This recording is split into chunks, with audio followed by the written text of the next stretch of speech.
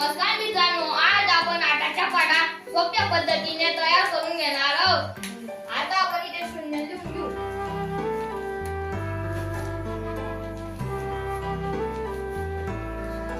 शून्य,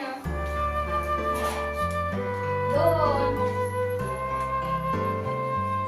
चार, सहा, आठ. आता आपण हे संख्या खालची उचलून घेऊ.